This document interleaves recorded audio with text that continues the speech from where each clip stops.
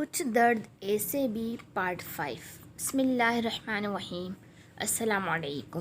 رشتہ ہو گیا، یہ رشتہ زبردستی مما نے کیا ہے، میری اس میں کوئی مرضی شامل نہیں، اس لیے تم بھول جاؤ کہ میں تم سے شادی کروں گا۔ احتشام غصے سے اسے وارن کرتا ہوا نکل گیا تھا اور کنزا آنکھوں میں آئے آنسو صاف کرتی اپنے گھر چلی گئی۔ کیا ہو گیا ہے؟ میری کال کیوں نہیں اٹینڈ کر رہی ہو؟ مجھے میسج کا رپلائی کیوں نہیں دے رہی؟ یہ کوئی 10واں میسج تھا اس کا، لیکن اس نے ایک رپلائی بھی نہیں کیا تھا کیونکہ اسے اپنے فیصلے پہ قائم رہنا تھا۔ دوسرے دن یونی میں اس کے پہنچتے ہی وہ وہاں آ گیا تھا۔ یہ کیا ہے؟ وہ اس سے غصے سے پوچھ رہا تھا، جو آج اس کے پاس بیٹھنے کے بجائے کہیں اور بیٹھ گئی تھی۔ کیا ہے؟ وہ نہ چاہتے ہوئے بھی بات کر رہی تھی۔ تم کل سے مجھے اگنور کر رہی ہو، نہ میرے کسی میسج کا رپلائی نہیں کر رہی، نہ میری کال اٹینڈ کر رہی ہو۔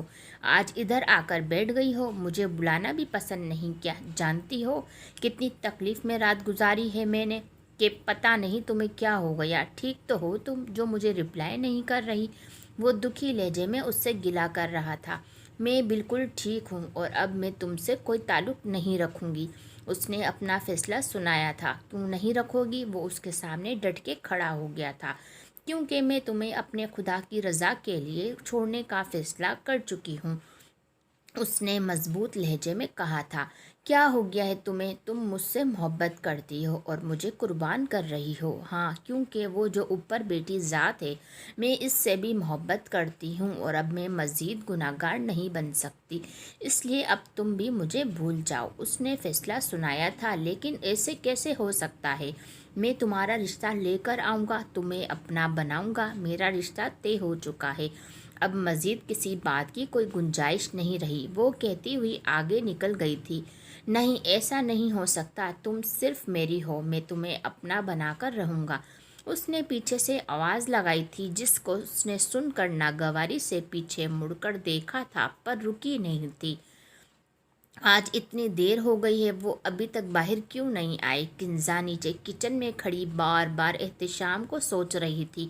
آخر کافی دیر انتظار کے بعد وہ اس کے روم میں چلی گئی تھی۔ احتشام بستر سے ابھی تک نکلا نہیں تھا۔ آپ نے آفس نہیں جانا کیا جو ابھی تک سو رہے ہیں؟ کنزا نے تھوڑا سا قریب ہو کر کہا تھا۔ احتشام نے ہلکی سی آنکھ کھول کر اسے دیکھا، پھر ہوں کر کے کروٹ بدل لی۔ کیا آج چھٹی کرنے کا ارادہ ہے؟ کنزا نے دوبارہ سوال دہرایا، لیکن کوئی جواب نہیں آیا۔ کنزا کو اس کی فکر ہونے لگی۔ اس نے ہاتھ لگا کر اسے اٹھانے کی کوشش کی، پر پھر فوراً سے ہاتھ اٹھا لیا۔ احتشام کا جسم بہت زیادہ گرم تھا، وہ بخار میں تھا۔ احتشام، آپ کو تو بخار ہے، وہ کہتی ہوئی اس کے پاس ہی بیٹھ گئی۔ احتشام غنودگی میں تھا۔ کنزا جلدی سے نیچے آ کر ٹھنڈا پانی لے آئی اور اس کی پٹیاں کرنے لگی، لیکن پھر بھی بخار کی شدت میں کوئی کمی نہیں آ رہی تھی۔ اس نے ڈاکٹر کو کال کر کے بلا لیا تھا۔ ڈاکٹر نے بھی اس سے یہی نصیحت کی کہ اس کو پٹیاں کرو۔ وہ سارا دن اس کے پاس رہی، اس کی پٹیاں کرتی رہی۔ احتشام کو اب کچھ سکون تھا، وہ کنزا کی قربت محسوس کر سکتا تھا۔ پہلی بار کنزا اس کے اتنے قریب تھی، کہیں دل میں ایک انجانا سا احساس پیدا ہوا تھا کہ یہ ہمیشہ ایسے ہی پاس رہے۔ اس نے ہلکی سی آنکھیں کھولی تھی۔ احتشام، اب طبیعت کیسی ہے آپ کی؟ کنزا نے فکر مندی سے پوچھا تھا۔ ٹھیک ہوں، احتشام نے آہستہ سے کہہ کر آنکھیں بند کر لی تھی۔ کنزا کو بھی کچھ سکون مل گیا تھا۔ پلیز میری ویڈیو کو لائک، شیئر، سبسکرائب کر دینا۔ جزاک اللہ۔